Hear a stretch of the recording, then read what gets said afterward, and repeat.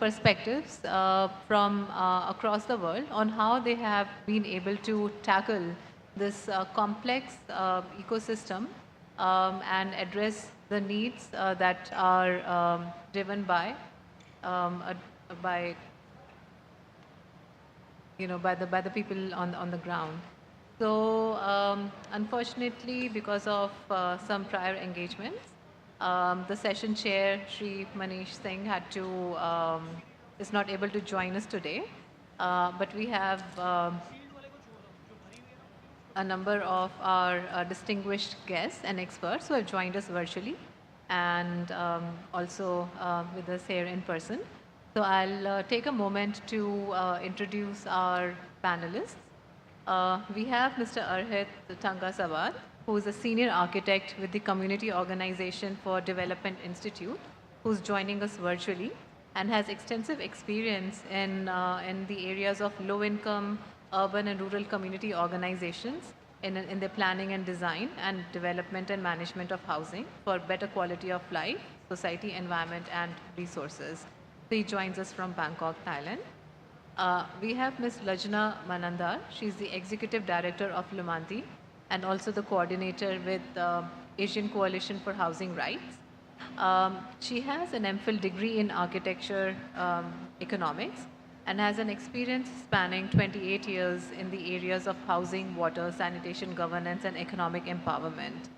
She has her activities that have been such as these have left a mark in transformations in the lives of the people, marginalized people in Nepal.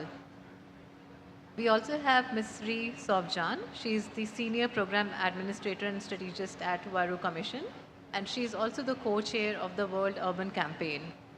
In this capacity, she has worked in the fields of human settlements, gender equality, and information technologies, and was formerly trained in economics, political science, and public administration. She's also the first CEO of Penang Women's Development Corporation, established to engender public and private sector policies and programs and work towards gender and social justice. From the World Bank, we have Sri Abhijit Shankar Ray. He is the senior urban specialist and has a very diverse experience working on urban issues. We have who's joining us online. We have Sri Vishal Goyal, who's the General Manager of National Housing Bank and is a graduate of Delhi College of Engineering and holds a master's degree in business administration from the Faculty of Business Management Studies. Also online, we have Mr. Dukwan Son. He's a Senior Program Manager Officer with UN Habitat and has extensive experience on national urban policy programs. Before joining UN Habitat, he has worked with departments with various departments in the Ministry of Land, Infrastructure and Transport of Korea for more than 15 years.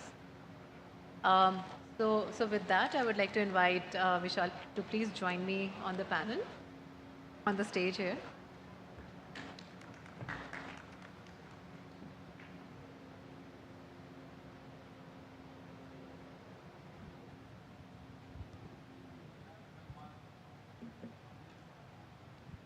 So we have heard throughout the day on what are some of the basic structural and measures that need to be set in place for for making true transformations in the lives of people and communities who are still facing multiple deprivations, specifically in the area of housing.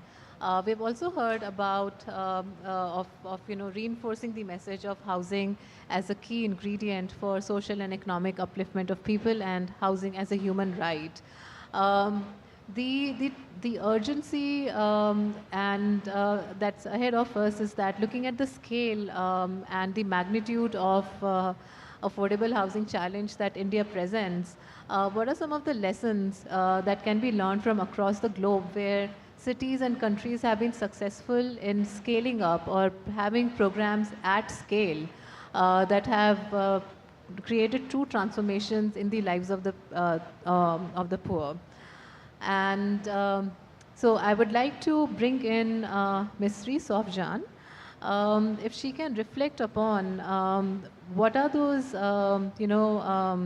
elements of a good public policy where people are seen as co-creators, and also from her work at the Veru Commission, which has achieved truly inspiring case studies or results on women-led social movements in 45 plus countries. So Sri, if you could kindly share your lessons from your vast experience on this. Thank you very much. Thank you for the invitation to speak in this session, in this urban conclave, together with esteemed and experienced speakers. As introduced by our moderator, Ms. Parul, I work at the Veru Commission, a global organization of a women-led social movement of grassroots groups from poor, urban, rural, and indigenous communities in 45 countries who collectively work for transformative change that improve the life condition, status, and quality of life of women, their families, and their municipalities. I'm also the co-chair of the UN Habitat World Urban Campaign. Now, I would like to take this opportunity to first congratulate the government of India for its very forward-looking program, Pradhan Mantri Awas Yojana. I hope that's a correct pronunciation. The mission that was launched in June 2015, with the intention to provide housing for all in urban areas by the year 2022. This was for this intention, was way before the SDGs and the new urban agenda was adopted in September 2015 and October 2016, respectively. I think, with this intent, and the mission that has 4 pillars. First, the in-situ slum redevelopment, affordable housing through credit-linked subsidy, affordable housing in partnership, and subsidy for beneficiary-led individual housing construction or enhancement. These are very forward-looking. Now, we are in 2022. Where are we? And how are we reimagining a housing ecosystem that is affordable, educate, safe for all, and include everyone in its co-creation? And this is a session that I was informed by Parul. We are focusing on policy, institutional, and financial framework for scaling of slum redevelopment initiative. Now, I'm not going to focus on the financial part. I think we have, experts in this session that will be doing that. But I want to take you to look at, when we want to have transformative, the transformative intention and action, what do we really need? We need people, put people at the center, those whose lives are affected. They must be co-creators. They must own this process, And with that, what is one of the principles that is most important? It's gender equality and women's empowerment that lends as the pathway and a key component of a systematic or a system approach to deliver, educate, and accessible housing for all, particularly when we talk about, redevelopment of slum. Now, in most slum or informal housing setting, women form the heart of the action in ensuring that things work for the family as well as for the community. They are the ears and eyes, of the community. And they're not just beneficiaries. Please don't, just say that women are beneficiaries or victims, because women are actually the agent of change and partners of development once opportunity and space are given to them. Now, we have to think about the opportunity. How do we create that opportunity? How do we create that platform and give them that platform? Now, women work together, organizing to form organized grassroots or community-based groups in many of the slum or informal communities. They mobilize each other so that they become, they form an organized group, usually through initiative like saving together, because this is a way for them to get their voices heard and their needs taken seriously. Many cases have proven that involving women beyond just engaging or consulting, but partnering with them from the start, or even when you are considering a policy or program of slum redevelopment, can ensure its success. I think, I'm sure that our colleagues who are also going to speak today from CODI and also from Lumanti and ACHR will give you more of the context of, partnering with people and organized group and how that saving and credit can help out. But, formalizing and institutionalizing the partnership beyond just consulting or engaging with women's group as your real partner, work together in mapping the needs, the risks in their community. There are many successful initiatives that demonstrated how this organized group of women grassroots organizations use their saving as a capital to leverage how redevelopment in their community is planned, designed, implemented, and monitored, how resources are allocated. Now, this group, they map what their needs. They're not only their individual, it's not their individual needs, it's their community needs, it's their family needs. They look at, what is the context in terms of opportunities for education, opportunities for their livelihood, opportunities for better living condition, healthier living condition, what are needed for that, So they look at those aspects. What are the basic services? Where can they get the basic services? How can they negotiate those basic services? These are, looking from the gender and women's empowerment. At the same time, when they're organized, when they work together, when you partner with them, give them the opportunity to also sit in decision-making spaces, because that's what is important when you really wants to use gender equality and women's empowerment as a key transformative pathway. Now, many people or many initiatives, are quite reluctant to involve the community or even women, in this context also women's group, because involving community, partnering with them usually go through stages and process. You have a dialogue with them, looking at a vision together on how, you want to transform that community, you want to transform the setting, or what the redevelopment that you want to do together. Now, these are investments that actually will benefit you in the long run. But the investment in time are usually many do not want to consider or think, oh, it's taking a long time, we need to just do this quickly. It's not that. The part on investment on the human being is the key for sustainability, is the key for continuity, is the key that there is ownership. Then when the physical structure is there, it will be maintained, it will be taken care of, it will be, people will have a sense of ownership and proud that they are part of it. And that's very, very important.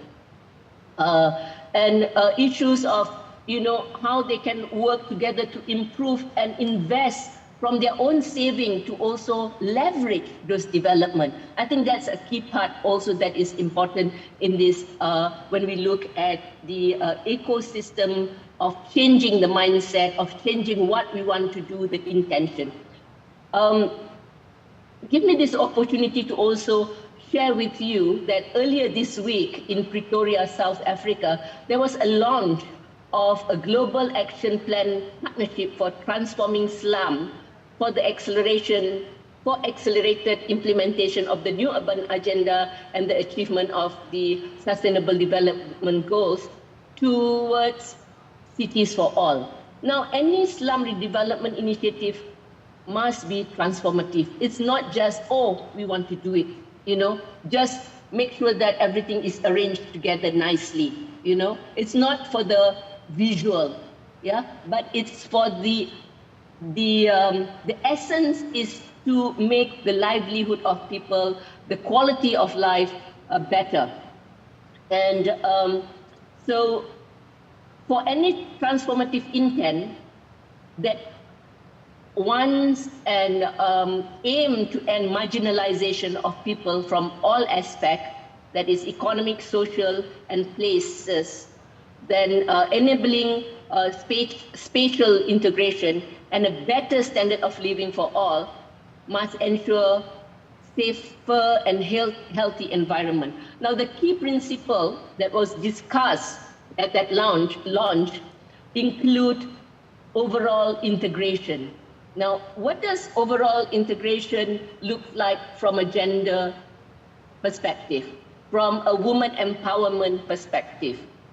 You know, how does the informality across all sectors must be considered and connected to the policies and strategies? Yeah. And then the second principle is sustained implementation. So the action need to be informed by a common vision. So to have a common vision, you have to dialogue with all the people who live in that area, the people who are going to be the one that lives the everyday life after that, yeah? That vision should have a short-term vision, a medium-term and long-term targets, you know? Look at, you know, how once you have set up the physical infrastructure, how will that be maintained? Who will take that ownership? You know, what kind of resources that will be made available from the government as a subsidy, as a part of its services, together with some finances leveraged by the community themselves. The diversity of solution, yeah? There is no one solution that fits all, but there should be a framework that is common, that will work, you know, will work with a different diverse potential solution. And usually women, you know, groups will have that kind of solution because every day they try and work to improve the quality of life of their family, of the community. And the pandemic has shown that they are the first responders.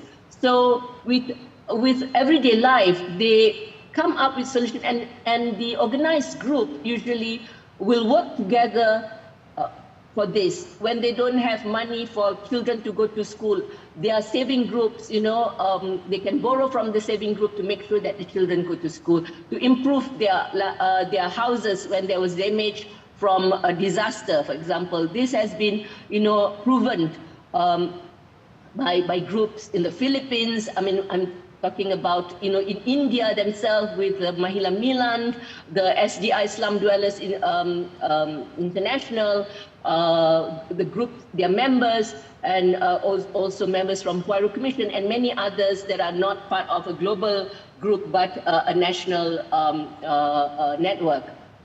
And the sustainability, you know, so diverse solution, sustainability, sustained implementation and commitment from both sides, the government, the other stakeholders, as well as the people who live in that community themselves, and of course the overall integration and intention. I think I will stop now. I hope this gives some ideas and setting to the discussion and other presentation in this session. Thank you very much.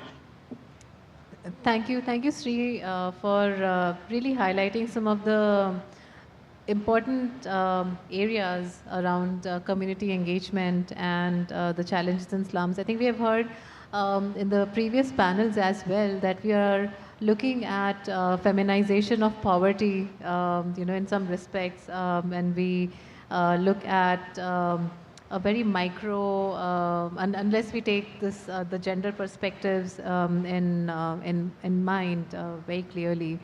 And also to your point that any sort of successful and sustainable implementation requires investments in time for the community engagement.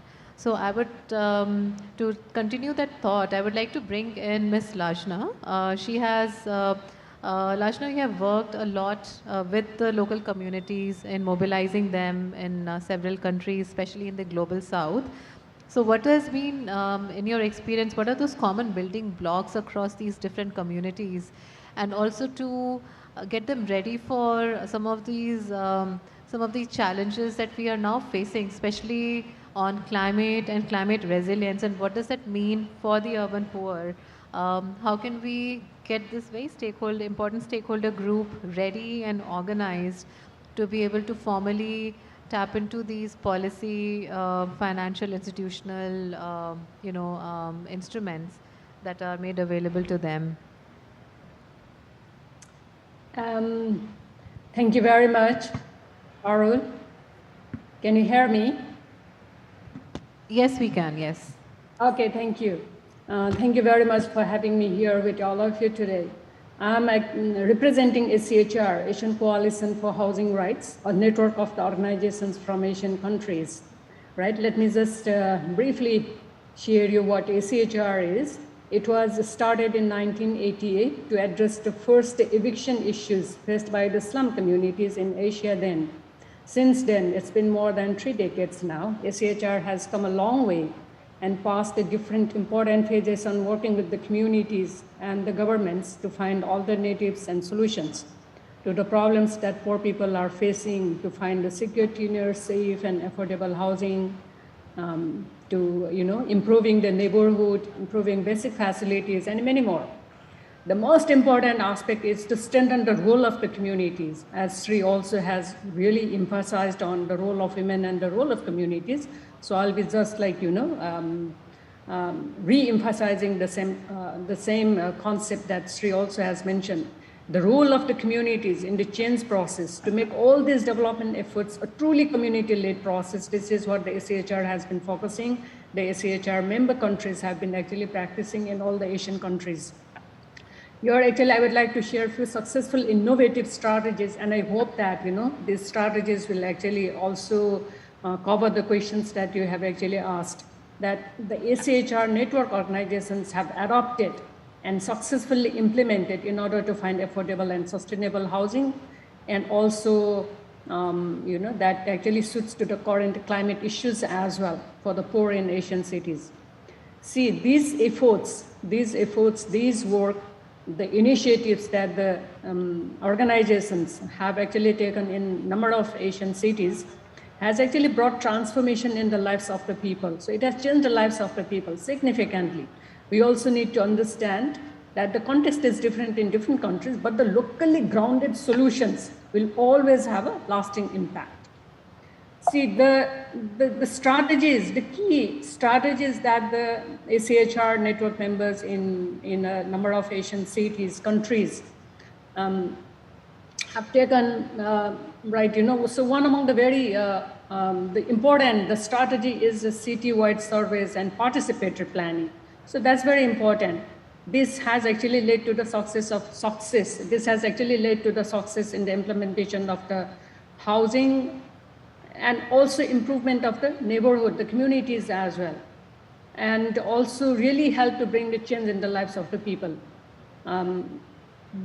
We support the community networks to undertake the surveys of the communities in the cities So the issues of the communities are clearly understood. This is done in a participatory way where they discuss the problems and together makes effort in finding solutions that is agreeable to all the concerned stakeholders. So it's not like, whatever I am saying is all 100% true or correct, but then because you also work together in participatory manner with other concerned stakeholders. So then actually you share your concerns, you help each other to understand your issues, right? And then also find solutions that is agreeable to all the stakeholders, to all the concerned stakeholders, including the government, local government, and other partners.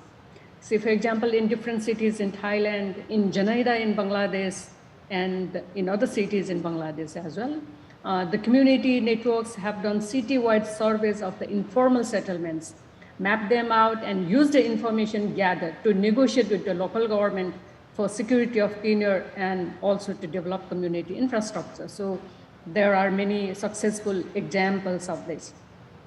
People actually work together in a participatory way. They work together in designing the communities, in designing the housing, and also see how the change can have an impact as well. So it is very important that we actually work in a participatory manner, give the space for the communities, the women, give the space for the women, the community, so that their voices, their issues, their concerns are actually heard and also can be reflected in the planning process as well. We have actually promoted and strengthened the community finance system, right? This is very, very important, a very key important strategy to empower the communities and also to generate finance, to generate resource for the housing as well. Finance is a key to address any kind of poverty, whether it is income or housing poverty. One of the many reasons that the poor have not been able to build their own houses is lack of access to easy finance. In fact, access to finance not only contributes in owning a house, it also gives confidence and empower them to take on the various challenges at the personal, community, and at the city level, right? And this is very clearly seen among with the women as well. So it is very, very important that we actually get women engaged in mobilizing the community finance and also give them the role of controlling the finance as well. Therefore, we have actually introduced community-based saving and credit processes led by women. In Sri Lanka, a national level women's bank. In Nepal, the concept of establishing urban community support fund, developing a network of core women-led saving and credit cooperatives. Of course, Mela Milan, savings in Mumbai, in India.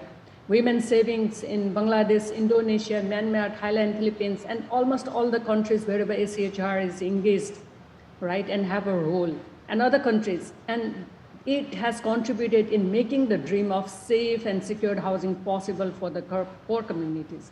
We actually see that, also regard that the community finance system, where the community is leading and controlling, right, and giving them easy access to finance is a backbone of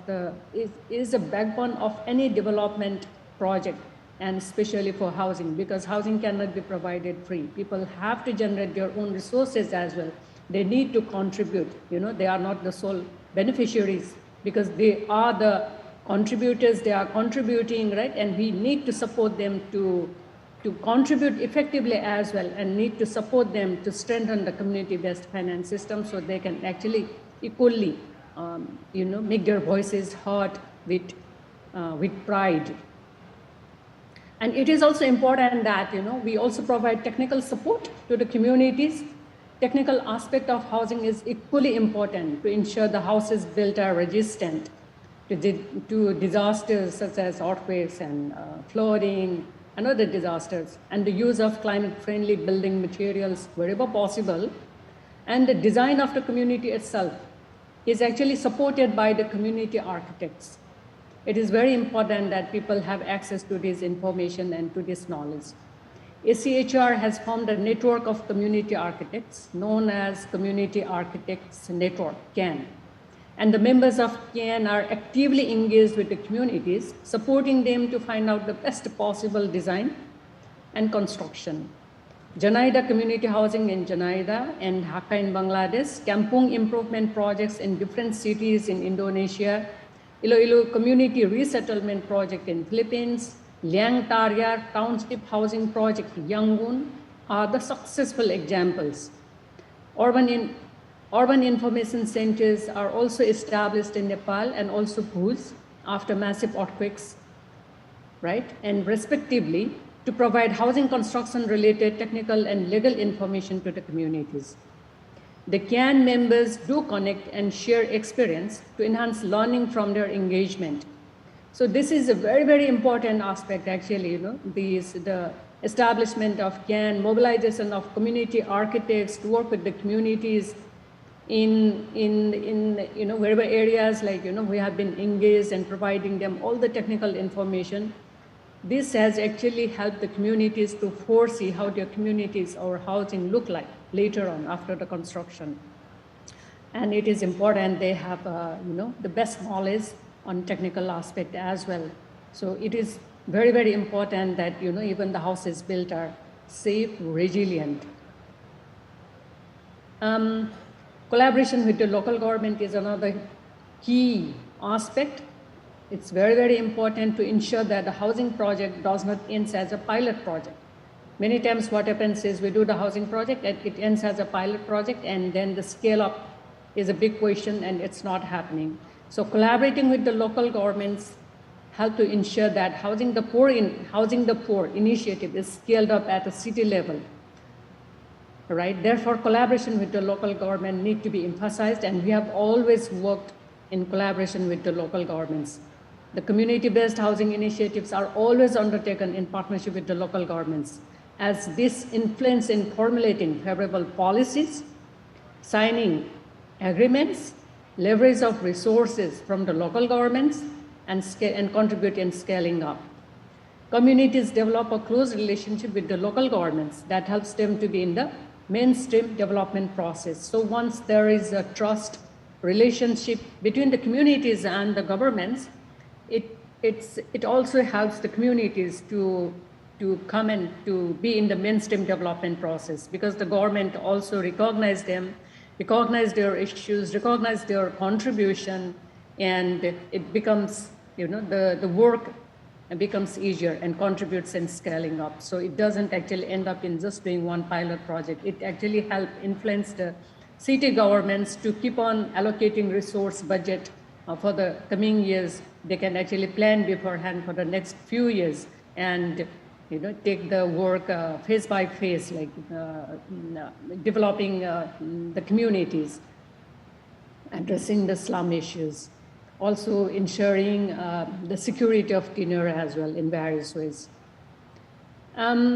See, it's not only the housing. What is important is to improve the living environment beyond housing. The housing initiatives are always combined with improving the community or neighborhood environment, such as access to water and sanitation, and also improving the walking pathways, improving lighting in the communities, community gardens, and many more. This is also very important. So we have always combined the housing with other activities that actually contributes in improving the living conditions of the people in the communities. This approach has led to restoration and conservation of historical stone spouts and gardens in Nepal, and community urban food gardens in Jakarta, Yangon in Myanmar, and also in Quezon City in Philippines. And there are some of the good examples of community initiatives.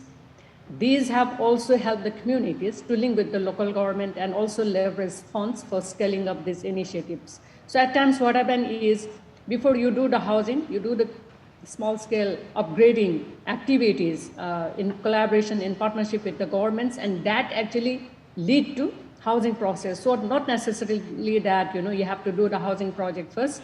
You can actually, the communities can also initiate, they have been initiating, initiating small scale infrastructure projects first, and then that have actually led to the housing projects later on. So the integrated approach is also very important. And ACHR has actually implemented a project called LACA, Asian Coalition for Community Actions, following the above these key strategies that I have also talked about. That project was initiated from 2009 to 2014, and it was implemented in 215 cities of 19 Asian countries. This project provided support in 146 housing projects, 2021 small-scale upgrading projects, establishing 136 city development funds, mobilization of hundreds of saving groups led by women, and 30 disaster rehabilitation projects. So this is a huge kind of like a huge impact that we have actually seen happen in the number of cities.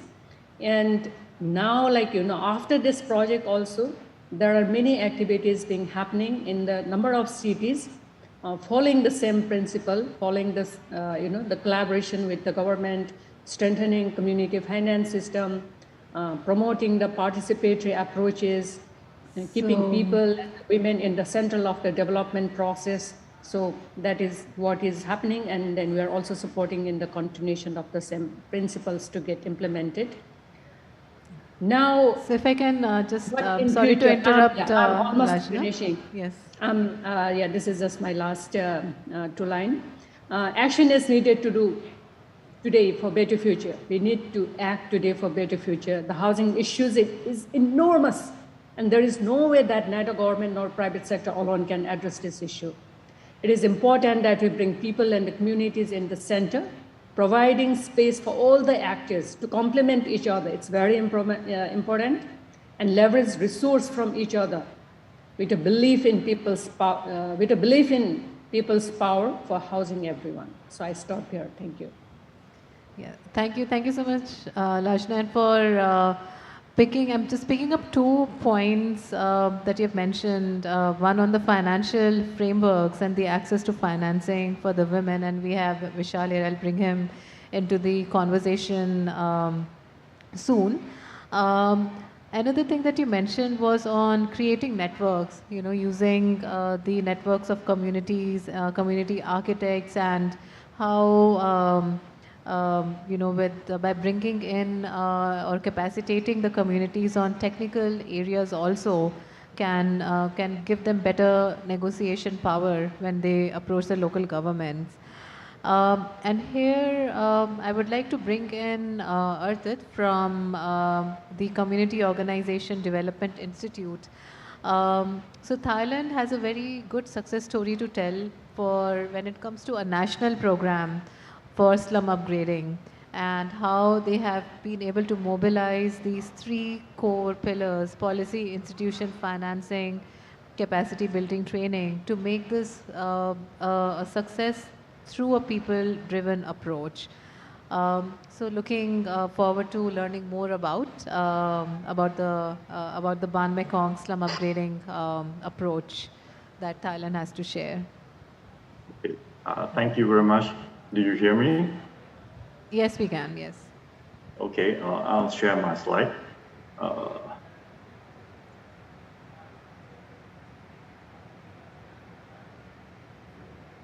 Okay, I'm working for Community Organization Development Institute from Thailand. The institute is under the Ministry of Social Development and Human Security, Thailand. The CODI is a public organization, was established as a public organization that is a new form of government agency through the enhancement of the Royal District, which merged the Urban Community Office and Rural Development Fund. And CODI gets the funding from the start at around 3,000 million baht. And CODI was created 22 years ago, and under supervision of the Social Development and Human Security. And because of we is a new form of the government agency as a public organization, so we can provide the flexible support and subsidy and community finance to the community organization. And our mission is supporting and assisting community organization and their network to improving their standard of living, income earning, housing and environment development, both in urban and rural, through integrated development process, and providing financial support to the community organization and their network, coordinate with office agency, both government and non-government agencies in providing support and assistance for community organization and their network development, especially the acquired of the land. So we negotiate with the government to give the land for the community to lend in the cheap price for 30 years, and we is the law, some law for the community to get the right to the housing that that are smaller than the normal law. And we're building a cooperation among the community organization and their network at local, provincial, and national level. And the key direction is a fully employed, people-driven process and area-based development approach by focusing on local community revitalization and supporting community council and community organization as a mechanism to integrate the community-based development process.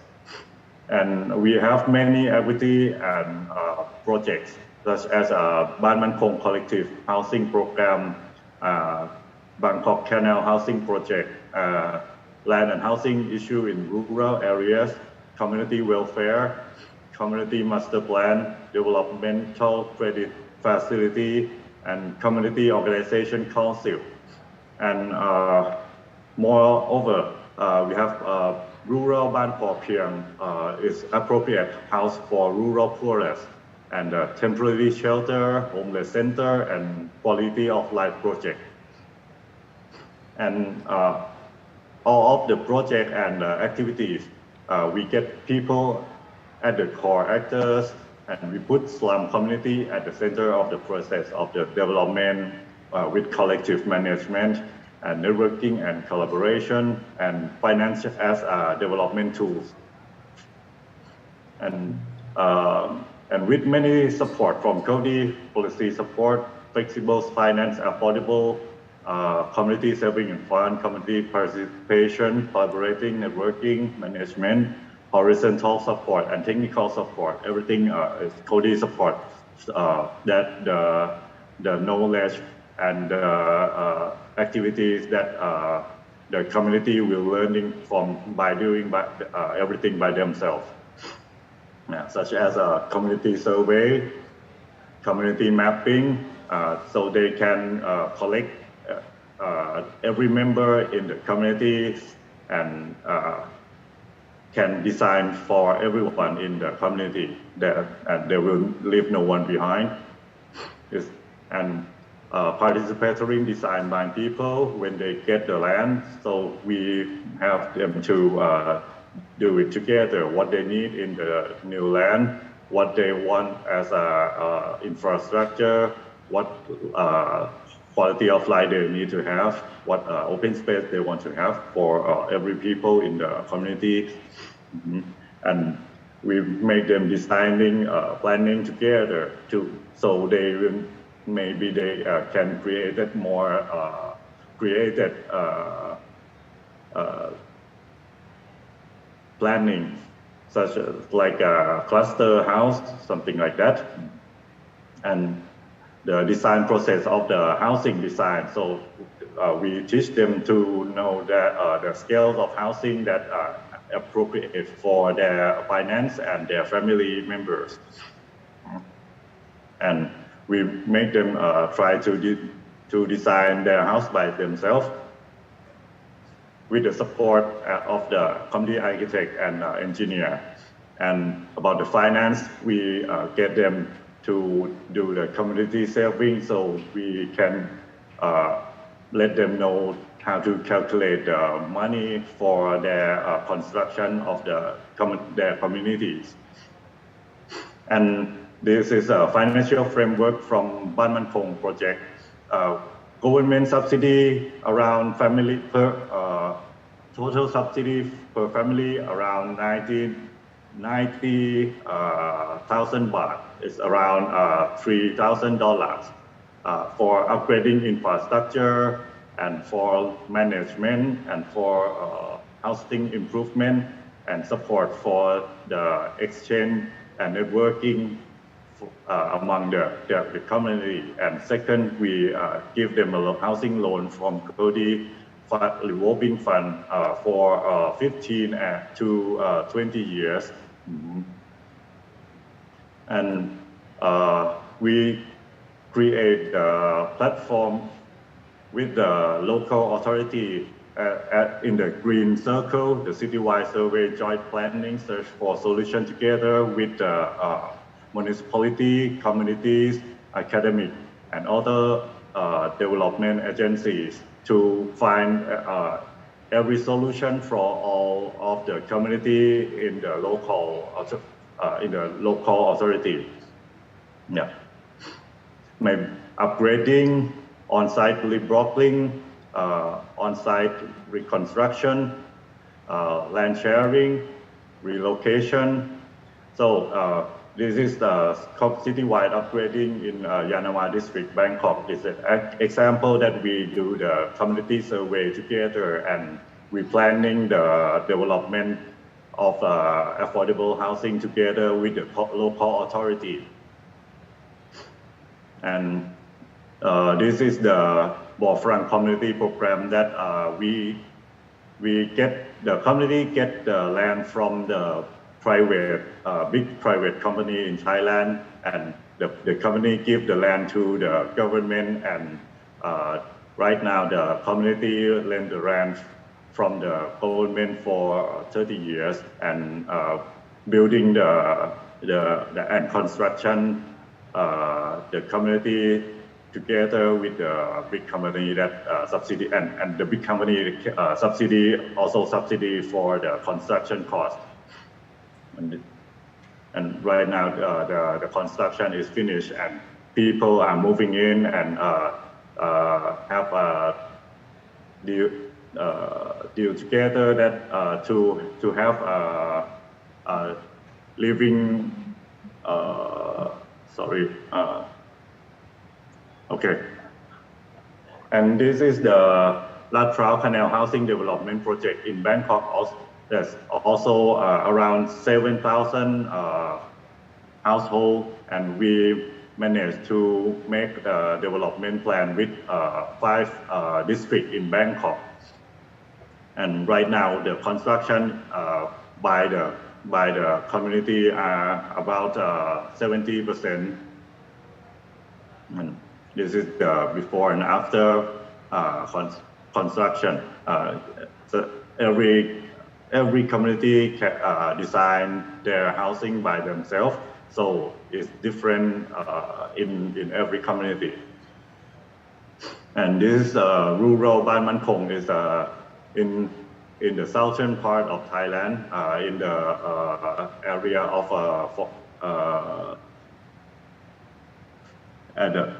in the forest and mangrove.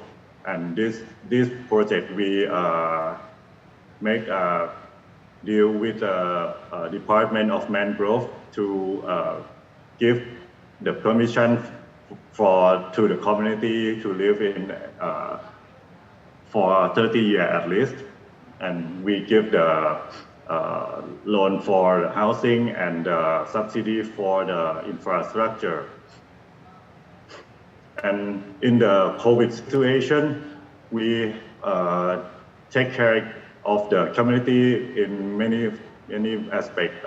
The first is a suspension on housing loan repayment, both capital and interest for Ban Man Khong community organization, and return of 10% interest paid in last 6 months to community organization. And we give them a quality of life program for low income community to cope with the pandemic. And this is what the community do. They create a community kitchen to cook for the some of the infected that cannot go to work and have to stay in their house. So everyone will get the food maybe 2 or 3 meals per day.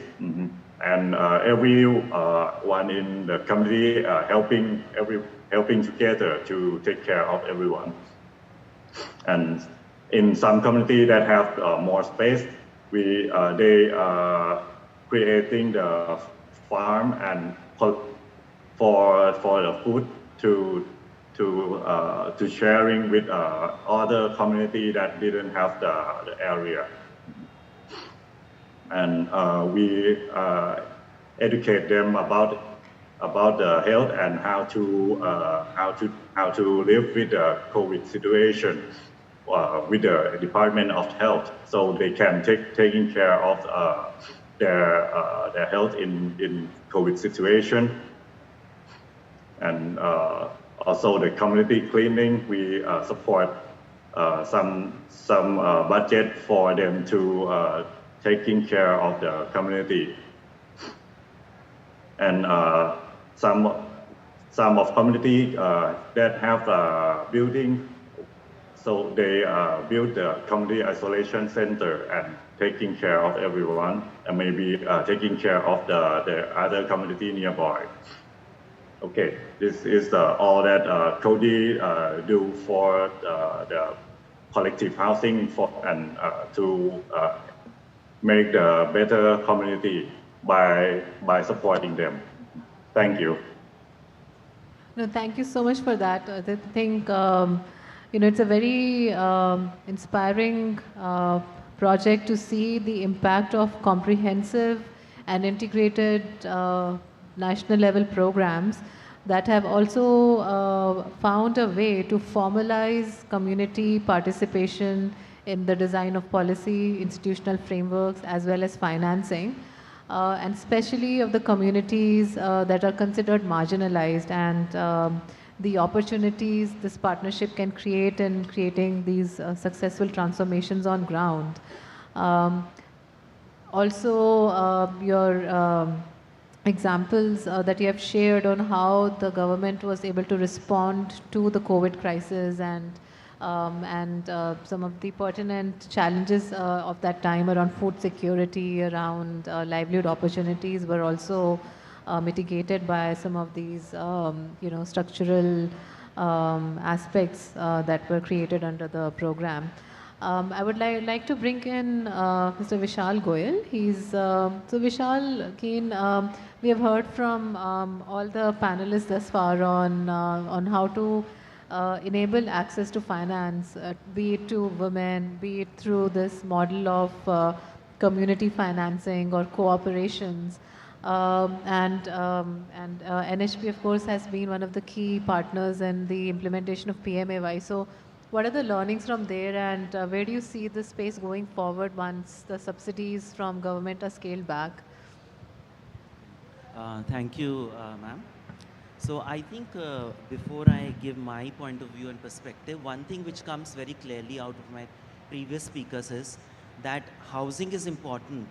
However, housing finance in terms of availability, accessibility, and affordability is what is required. And we at the National Housing Bank, as a development financial institution, are actually trying to fill in that particular gap. Before I come to the learnings of our CLSS experience and what are the initiatives that the National Housing Bank has taken, let me just tell you the type of growth that we've seen in the housing finance sector.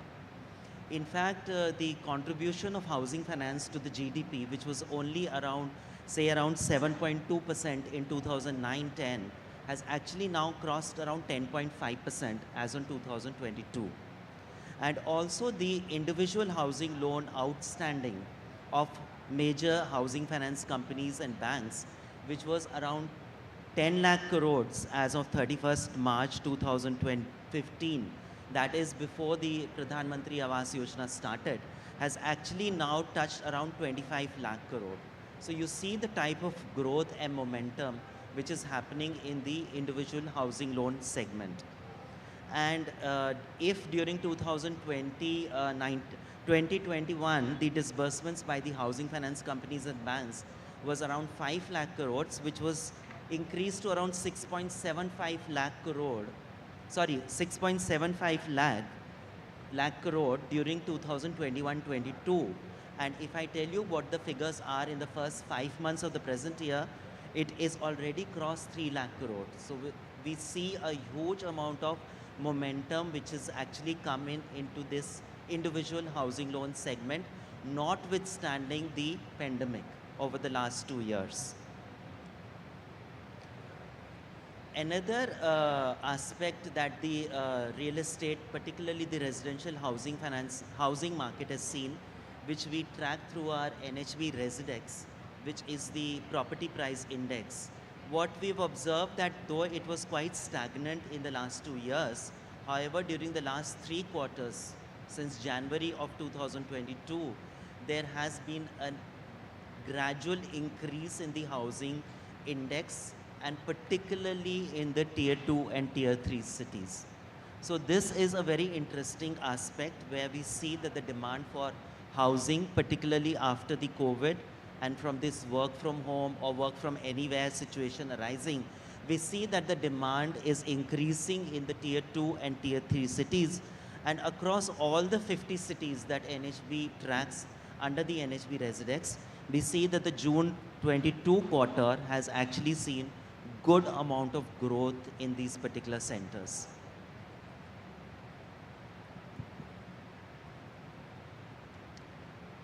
So what is NHB actually trying to do to ensure that housing finance is actually used as a lever or some sort of a key driver for the housing market?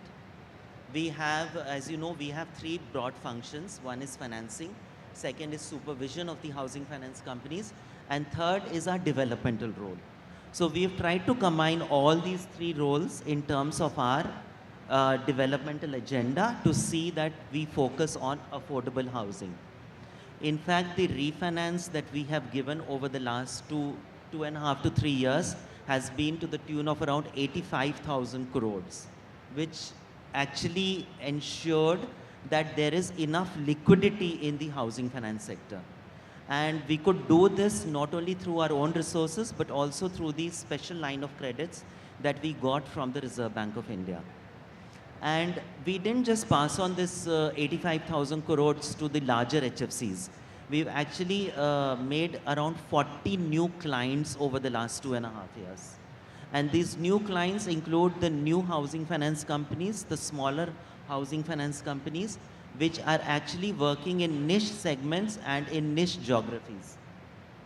Similarly, what we've done is the small finance banks, they have also been encouraged to come into the affordable housing segment.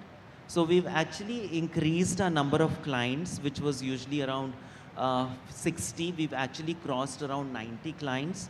And these are all to the newer and the smaller housing finance companies and the small finance banks.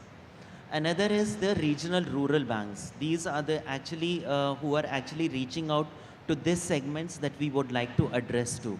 So if I take you in Gujarat, we've recently sanctioned to Swaraj Grameen Bank a sizable amount of refinance. Our refinance is also, we have different schemes for refinance.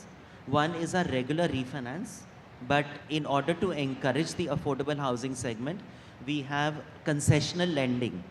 And this concessional lending is actually targeted towards smaller loans, loans up to rupees 10 lakh, or to women loans, or to loans in rural areas, or to the disadvantaged group like scheduled castes, scheduled tribes, and other OBC categories. Last year, seeing that there is a little penetration in the northeastern states and also in Jammu and Kashmir, we've increased our concession in those particular geographies apart from the smaller loans. So, you know, incentivizing the housing finance companies and banks to lend to these geographies and also to the aspirational district has been our endeavor. Another intervention through our financing is through the Affordable Housing Fund. Now, this is a fund that we get, which is allocated by the Reserve Bank of India. out of the bank's shortfall on priority sector lending. Now, this is a very targeted sort of a fund which is actually given for refinance to the housing finance companies, regional rural banks and small finance banks, only to the economically weaker section and the lower income group. This comes at a very nominal rate of interest, which is usually linked to the bank rate, and very small amount of spread that the margin that NHB gets, which is defined by the Reserve Bank of India. And there is a non-lending cap for the housing finance companies and the RRBs and the small finance bank of this, which usually was earlier only around 3.5%, wherein we actually got feedback from the housing finance companies that 3.5% to cover this informal segment, to cover these geographies, is not enough to cover just their administrative and supervisory costs. So the Reserve Bank of India in 2020 late, they have actually given a pretty good spread. Now it is linked to the 10-year GSEC rate plus 3.5%. For example, this particular quarter, the spread for a housing finance company or RRB comes around 7%. So if we are lending at 5%, their on-lending cap can go up to 12%. And that has found to be very attractive, on account of which we have been able to disburse sizable amount of the affordable housing fund, which has been allocated to NHB over the last 5 years, which was started in 2018 and 19. This was through a refinancing window. Now, you all would know that NHB is also one of the central nodal agency under the Pradhan Mantri Awas Yojana for the credit linked subsidy scheme. Now, this particular credit linked subsidy scheme, though it has ended on 31st of March 2022, however, the subsidy is still being released for the economically weaker section and the lower income group. And I just like to share some figures that since its inception till 30th of September, we have disbursed subsidy amounting to around 39,000 crores, which is benefiting around 16.82 lakh beneficiaries under the CLSS vertical. And if I tell you the breakup between the EWS, LIG and the MIG, I would like to say that out of 39,000 crore, around 30,000 crore has gone to the economically weaker section and the LIG segment. And around 9,000 crores has gone to the MIG segment. So I think this is a great step and effort that the housing finance companies and banks have undertaken, and they have actually demonstrated that lending to the economically weaker section and the LIG segment is a win-win situation. And the subsidy which has been disbursed under the CLSS by NHB constitutes 81% of the total subsidy by all the 3 nodal agencies, the other 2 being HUDCO and SBI. And let me just tell you what are the basic learnings that we got because of this CLSS scheme. First thing that happened is that there was a uniform definition which has now been arrived at in the entire industry for affordable housing or for EWS segment, LIG segment and MIG segment. So this is something which is where you had different definitions earlier. So now EWS means income up to 3 lakh and LIG is income up to 6 lakh. MIG is up to 18 lakhs. Another thing that has happened is that the CLSS intervention for the MIG or the LIG, I think this has actually ensured that, you know, the LIG segment actually has a decent roof over their head. So, you know, it would actually discourage people moving into that slum category of institutions. So now when the LIG segment has an independent house, an independent roof with proper kitchen and water, so they have the basic services. So it would actually not have increasing in the slum areas. Further, I think most of you would know that the EWS and LIG segment also indicate that the woman has to be one of the things. So this is also encouraged in women empowerment. Apart from that, this is one vertical of the Pradhan Mantri Awas Yojana in which there is a loan component apart from the subsidy component. So this particular segment of the population has also inculcated some sort of a financial discipline. They know what a housing loan is, they know what the repayment things is, They know what are the documentation that is required for taking a formal housing credit from a bank or a housing finance company.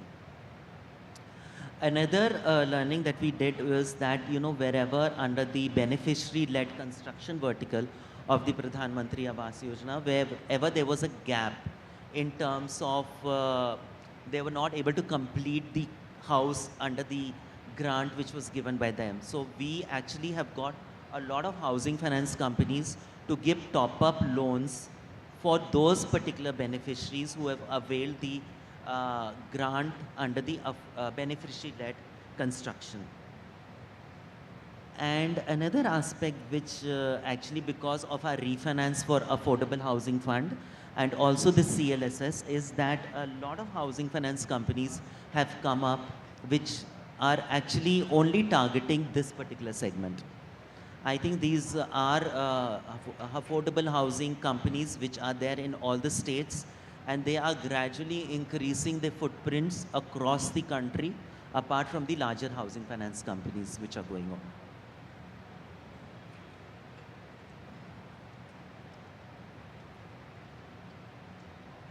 And just to conclude, my point of view would be that I think another aspect that we could look at while looking at slum redevelopment or increasing the availability of housing stock, because I feel most of these interventions have been on the demand side. Now there are certain supply side restrictions, or whereas you do not have a formal developers going actually into this slum redevelopment areas or in rural areas. So I think we need to address that particular thing maybe through some tax incentives which the government of India is already doing, or maybe what NHB has also come out, we've also come out with a refinance scheme for construction finance, wherein we are ready to give housing finance companies refinance for their housing projects, particularly focusing on the EWS and LIG segment or the rural housing segment. So I think, Parul, I'll stop at this stage. In case there are any other discussions, we can take it up later. Thank you. No, thank you so much, Vishal. I think I already have a lot of follow-up questions that I will probably pursue with you separately. But the point that you have raised that that looking at new mechanisms to engage or to open up the housing finance to the lower income groups and the the steps that NHB has taken has already created this ecosystem of new housing finance companies through the PMAY schemes, subsidies, the way it was designed, the affordable housing fund that you're talking about. And maybe we need to push the boundaries and to see are there other types of cooperatives now that are excluded or that that need to be brought into this this network. And to that, I think a good a group of experts to bring in would be Ms. Yan Zhang and Abhijit Shankar Ray from the World Bank. As the World Bank also has immense experience in looking at various aspects of housing from responding to the market dysfunctions that sometimes introduction of government-led subsidies can introduce, to looking at what are those housing needs and models that need to be put in place for the urban poor communities. So over to you, Abhijit, and Thank you. Yeah. I just wanted to check, Parul, if the presentation will be uploaded from your side, or should I? If you could share it from your end, Abhijit, that would be good. Let's try. Yeah.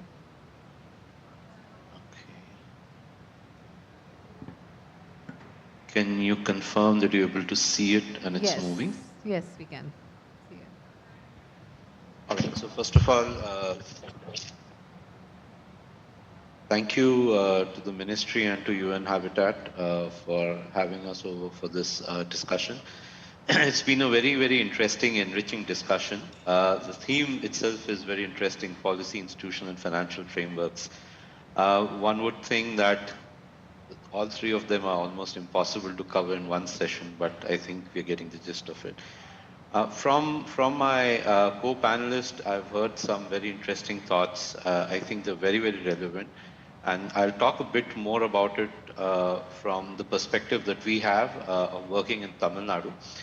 But some of the key points that kind of caught my attention when my co-panelist was speaking.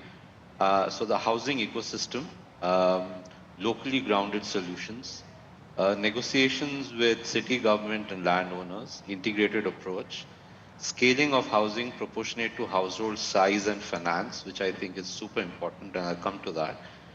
Vishal mentioned, of course, about supply side interventions, that's important.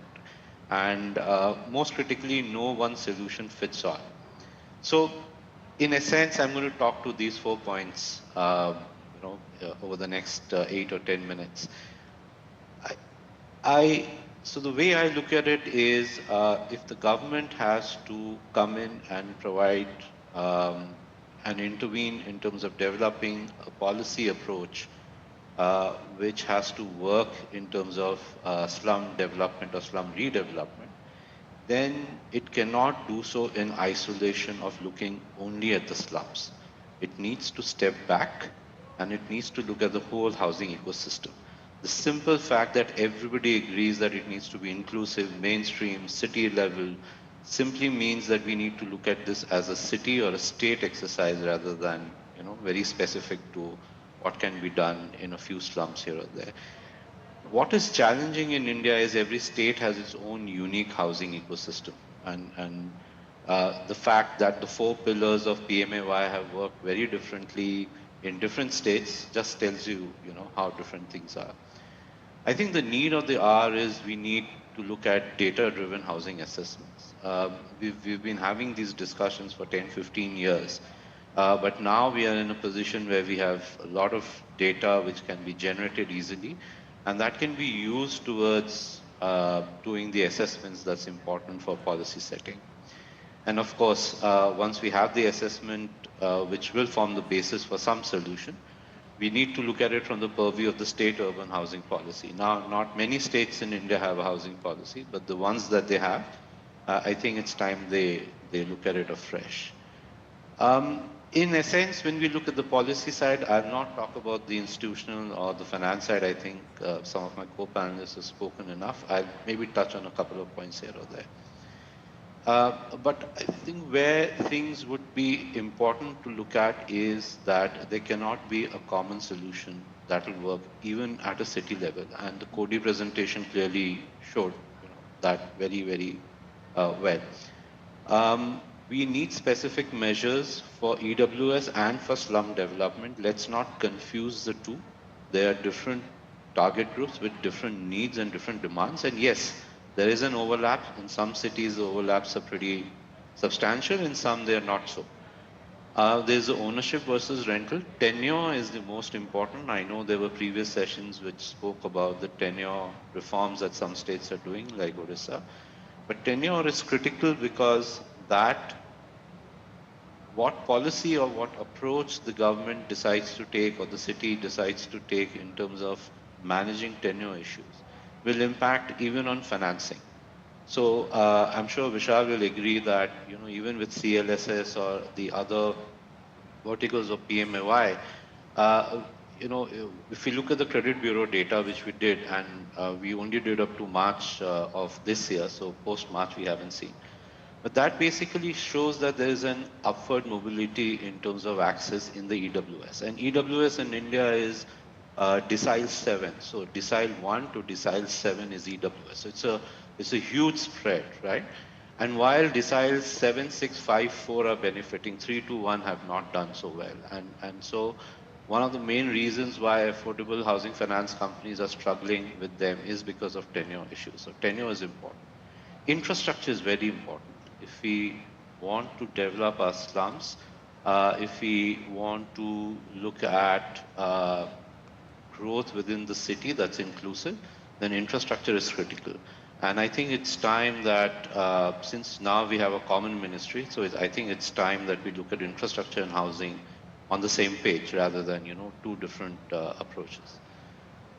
I spoke about data, so housing information systems are important and so on and so forth. And the point I'm trying to make is every state, because these attributes are quite different for every state, will then leverage PMAY or PMAY-2 in whichever form it comes quite different. Now, what a state policy could include, and this, of course, is for the whole housing ecosystem. But here, the figures that you see is for Tamil Nadu, the work that we did with the government of Tamil Nadu. And it's quite clear that there's a section where the government has to come in and it has to provide subsidized housing.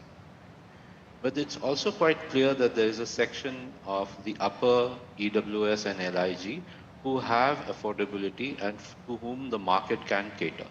And if the market is not catering in India, then it's not because the market is not strong. We have a really strong finance and a real estate market. It's just because the way that the incentives, so tax incentives was mentioned by one of the co-panelists, the way the incentives, the way the regulations are framed are not supporting it. And I think that's the need of the hour. So that's why we are suggesting that we need to look at it as part of the entire housing ecosystem. The state policy would then could look at, what are the different solutions that are there. But I mean, the slide mentions many that some people have spoken about. It talks about plots, sites and services, access to services, upfront subsidy. But I think the point that's important is that the subsidy needs to be calibrated by income. Otherwise, the end user or the one who are the most vulnerable, especially the economically and the socially vulnerable, will continue to keep missing out, which is a problem. Given the scale that India has, given the scale of the problem that India has, any resource that the government puts in will always be inadequate in terms of going and meeting the needs of the 100% of all the, the slum dwellers or the EWS LIG category. So optimization of that resource is important, and the only way to do it is to calibrate the subsidies by income so that you can spread the benefit to maximum number of households. And then similar exercise based on proper robust data assessment, if it's done, that can give the states or a city. We have heard Cody talk about city. We heard the other two co-panelists also talk about city level approaches to develop city solutions, right? So once we have a broad and a good understanding of where the gaps are, I think that's when we need to get into the institutional and financial frameworks. There are many models which have worked across the world, and which model would fit under what particular solution is the decision that needs to be taken. So we need to inverse the approach that we have, make sure we first understand the gap, the problem, then we identify a set of potential solutions, and then we look at the institutional and the financial gaps. This is a small example of a Tamil Nadu shelter fund which the World Bank and the government of Tamil Nadu are working on together. And while it directly does not cater to slum population per se, but just to give you a sense that there are innovations that's happening across the country, and innovations such as these need to be looked at as part of the policy discourse that we have, or the financing discourse that we have. The shelter fund is basically an alternate investment fund which is registered with SEBI, and it was initially seeded by the government of Tamil Nadu. In 2020, the bank provided it equity financing, and I think in 2021, the ADB came and also provided equity financing. Plus, they're trying to leverage financing from other private sources. They are managed by, the fund manager is TNIFMC, which runs on a private sector business model, which is important. What the shelter fund brings as compared to, say, a scheduled commercial bank is that it brings in patient capital, especially equity, which is where most of the developers, the private sector developers, struggle with. And which is one of the main reasons why they are not interested to go into the EWS or lower LIG segments that I think Vishal was also mentioning The shelter fund has two windows, the private sector window and the public-private partnership window. The private sector window is very targeted towards the government definition of affordable housing, and it works with a joint equity contribution both from the shelter fund as well as from the developer himself or herself, right? The value addition of the shelter fund here is that because it's providing patient capital, so the developer is actually enjoying a higher IRR if you keep a business as usual model, right? So where the shelter fund comes in is it tries to push the developer to go down market, which means if the target group of the developer is LIG and say decile 6-7 of EWS, the shelter fund would basically negotiate with the developer to develop products and use the shelter fund financing and service, of course, LIG, EWS 6-7, but also 4 and 5 if possible, or at least 5. So the idea is you're trying to push the developer, you push the private developer down market. One project is already underway, just in case people are wondering if this works. It's a project with about 3,000 units, and 2 are in advanced stages, and it looks at both ownership and rental. And rental here, of course, is for industrial hostel, industrial rental housing, where the industrial houses are bringing in the equity along with the shelter fund. They also have a public-private partnership window, which is being set up with two purposes. One is to increase efficiency of government solutions. So the government itself is providing rental solutions to increase efficiency of that. We have the ARHC, which was introduced during COVID, but many cities or many states have struggled to put it down on ground, because the private sector is not very keen. So the idea is we use the shelter fund, which brings it its private sector way of thinking, to develop good demonstration projects, set certain standards, and then incentivize the private sector itself. So individual, hostel providers, etc., by ensuring that the standards are maintained. So when we talk about a differentiated approach, which means that we have different products or different solutions, the big question always comes in context of this panel discussion is, would it work for slum redevelopment? And the answer is yes. So in Tamil Nadu, so these are numbers which are coming from Tamil Nadu based on a sample study which was done, and now it's being scaled up to 10,000 households. And what we saw was there's a wide range of payment capacity amongst the slum residents. Right? Decile 3 to Decile 5 have savings which they are ready to invest into new housing, which means they're ready to pay for a solution. Right? The Decile 1 and Decile 2 will need higher subsidies. In some cases, they'll need full subsidies. So in a way, we have to produce solutions which caters to that entire bandwidth. Now, if given the choices of bigger, better units or even purchasing units which are not within the slum but close by, we have seen that people in Decile 3, 4, 5 have actually agreed to go for that option. So the government of Tamil Nadu is now piloting, a solution where they are giving 3 unit sizes, and obviously the lower unit sizes would mean a lower beneficiary contribution. Which would mean that anybody in the Decile 1 or 2 who is creditworthy, as per the AHFC's norms, is able to then access those houses or own those houses, which is not happening currently. Decile 1 and 2 are being completely left out.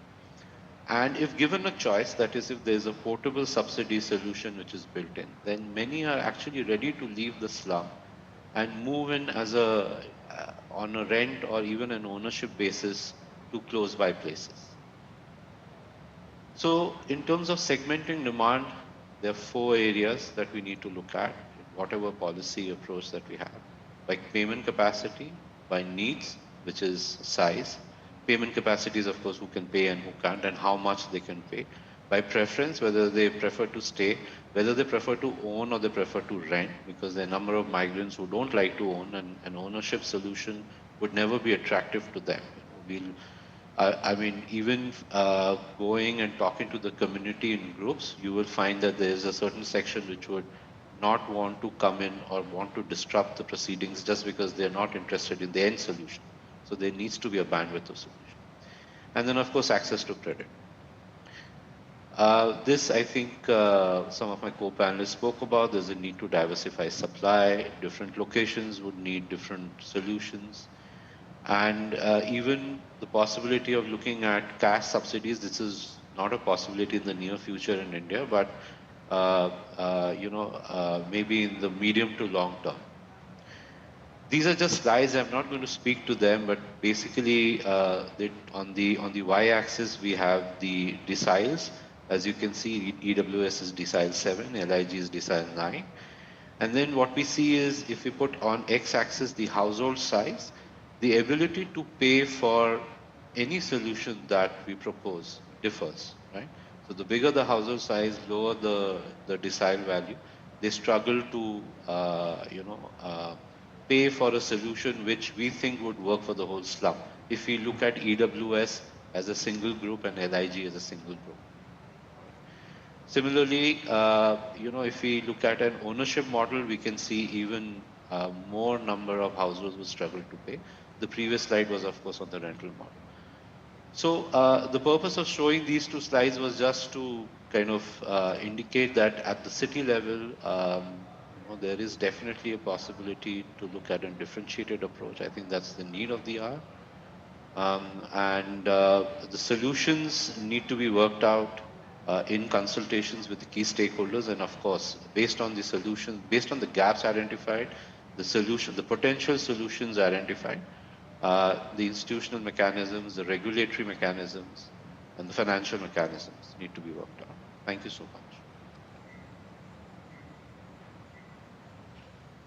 Thank you for that, Abhijit, and for bringing the conversation back to the importance of subnational governments in India, especially the states, given that they have a much larger mandate when it comes to urbanization and the urban sector.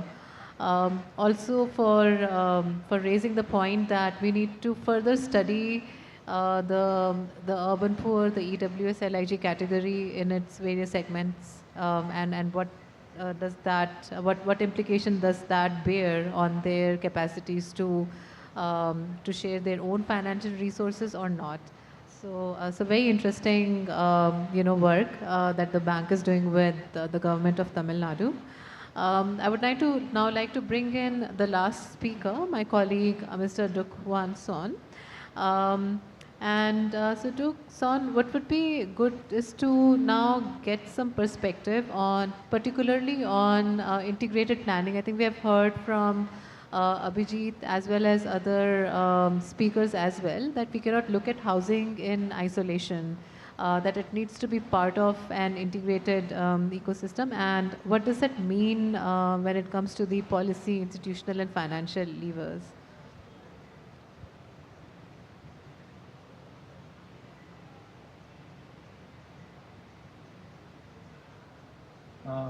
Sorry. Can you hear me? Yes, we can. Yes, Yes, thank you. Hello, everyone. So thank you for inviting me to the Indian Urban Housing Conclave 2022. I'm the Kwan Son, Senior Program Officer for PhD session of UN Habitat. I'm in charge of some NUP program in here.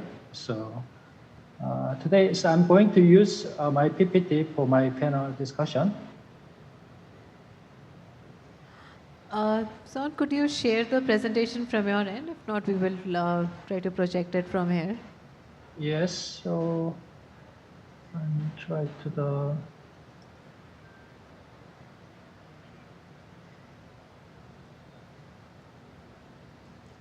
Yes, sorry. it's visible now, yes.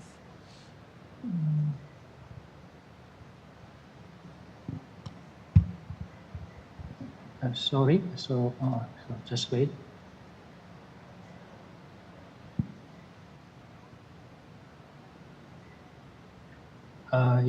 Can you see my PPT? Yeah. Can I start my PPT? Yeah. So as you know, so national urban policy is a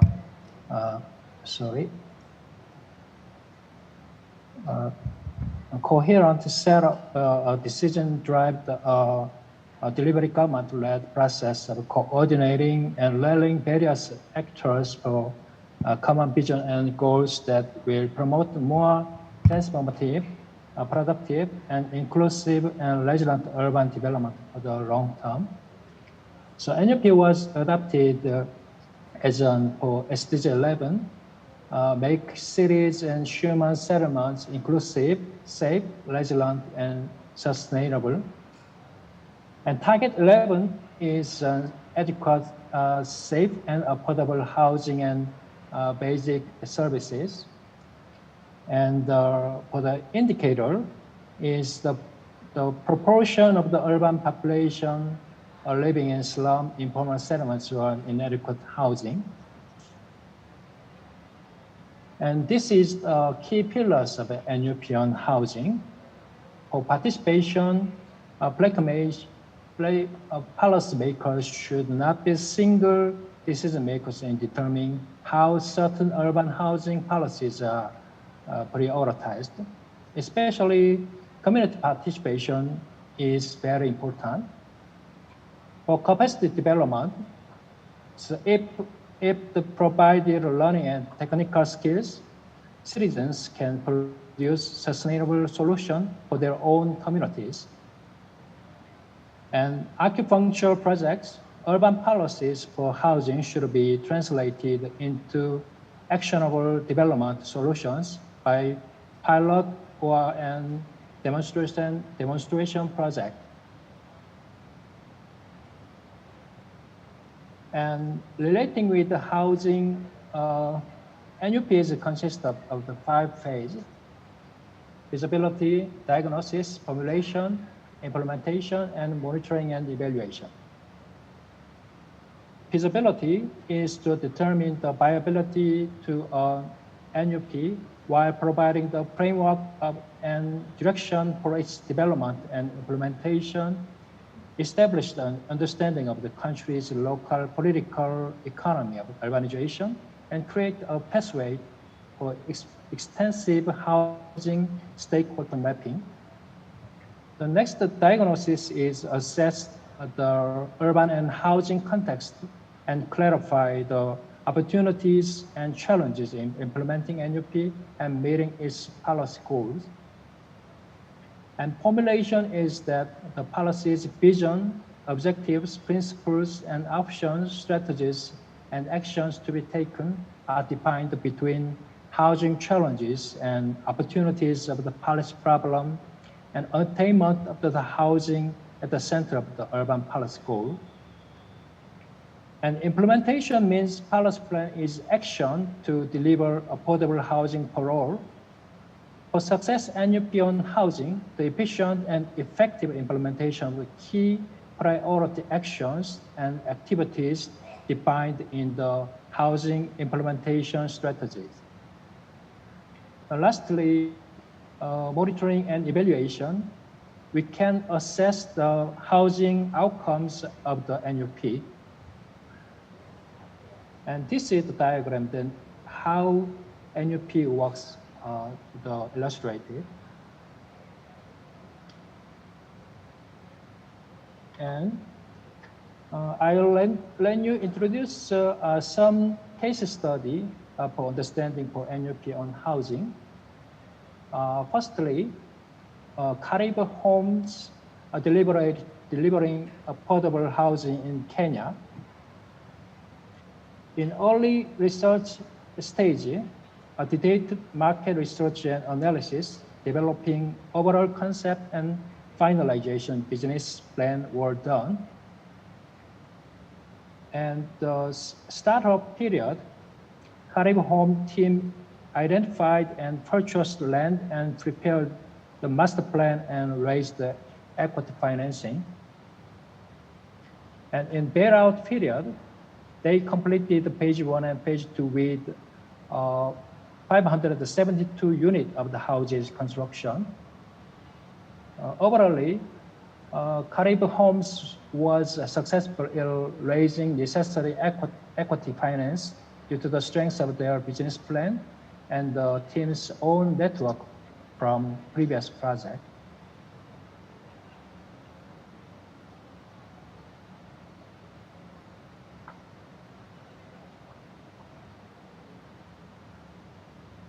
And this is the lesson of this project.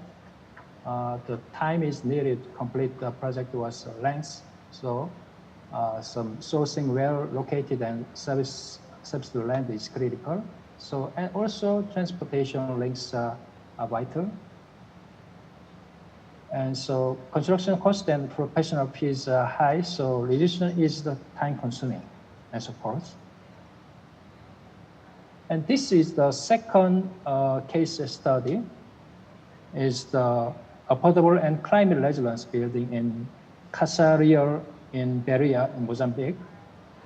The aim of this project was complete 200 affordable homes using private sector. Casa Real houses withstand cyclone by high quality construction thanks to high quality construction material and secure. And so key partners, key parties were project financial, municipal council, and advisor, a bank, and foreign governments as key partners. And there are also some lessons from the project. Access to sustainable and affordable housing is a prerequisite for climate resilience. And drivers of the affordability and project viability by understanding the income diversity of the household are crucial for success.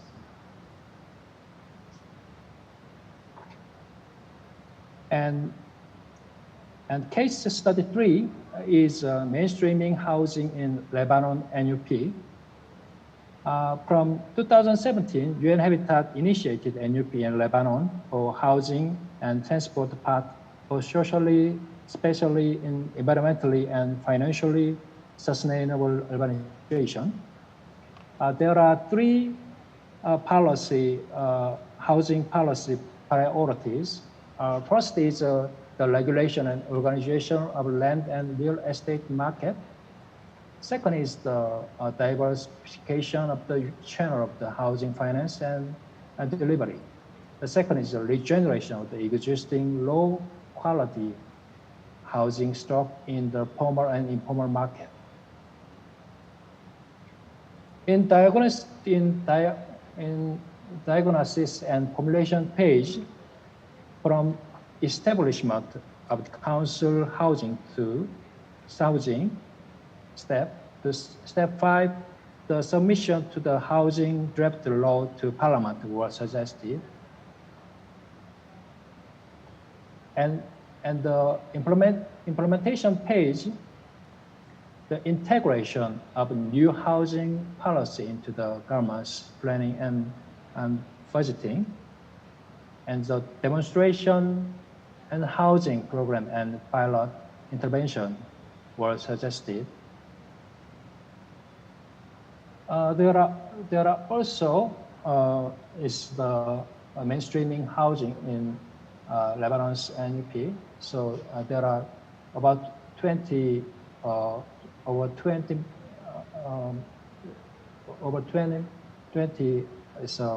recommendations is suggested. And so this is the is a totally and these are fundamental principles of the housing at the center approach. So I introduced some. This is a housing in this parable from urbanization and must be a socio-economic development imperative. And systematic reforms, strong state, and so long-term inclusive policy and finance are needed to enable access to the adequate housing for all. And so simultaneous twin-track approach with some curative, slum upgrading, and preventative new new housing provision action should be promoted. And also human rights principles and standards are relevance for the urban development, as following such principles will lead to the socially sustainable and inclusive cities. And this is NUP regarding for slum upgrading. So I think the slum upgrading is also related as scaling up housing. And this is the role of the NUP as a, sorry. This is the role of the NUP as a policy umbrellas for strategies and plans and actions to improve the lives of slum dwellers across the all scales. NUP also provide an overarching umbrella framework with strengthening broad-based support for slum upgrading and slum prevention. NUP offers coordinating tools to support the institutional setup required for successful national and city-wide slum upgrading strategy. And also, NUP can create a strategic entry point for the improving status of slum dwellers and all urban residents.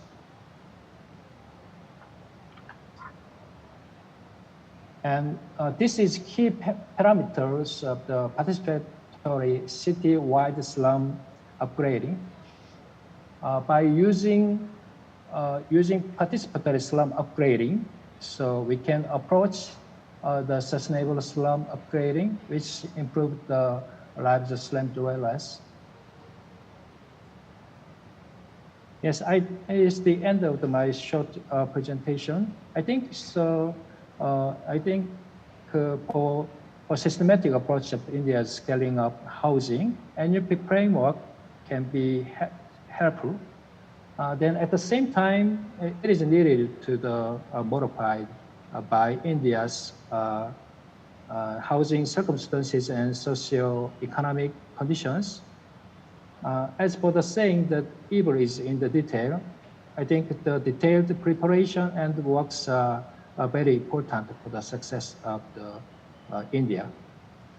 Thank you very much. Thank you so much, Son, and thank you. And I think what's really interesting here from your presentation, a key takeaway is how to create a framework, we need to address the different policy, institutional, and financing pillars, and how that can be put together into this urban policy, housing policy umbrella. A key takeaway from the presentation that Abhijit made was that we need to also engage at the right hierarchy of government. Perhaps in India, the state level engagement is key. And then how from the context of other global case studies that our experts have presented, by bringing in community participation throughout this planning, designing processes, and by making sure that housing is not looked at as its own silo, but we are approaching it as in an integrated manner where land, infrastructure are equally important considerations, would lead to that sustainability. So if there aren't any other questions from the audience, I know it's almost the end of the day, and unless panelists have questions for each other, I would, yes, would you like to? Well, I would just like to, maybe we could conclude this session that housing is a very integral part of any city planning, urban development planning. And I think that has been recognized the world over. All the panelists have indicated that. And I think finance could actually be used as a lever to get down to these geographies, these niche segments, and CLSS of the Pradhan Mantri Awas Yojana vertical has actually inculcated some amount of financial discipline amongst the EWS and the LIG segments. So I think it's time to scale up things. And I was listening even in some other sessions also that financing can actually play a very important role. So I think with these words, and we at the National Housing Bank are trying to do it through our means in whatever way, whether it's through institution building or through our refinancing programs or through acting as a central nodal agency for the Government of India.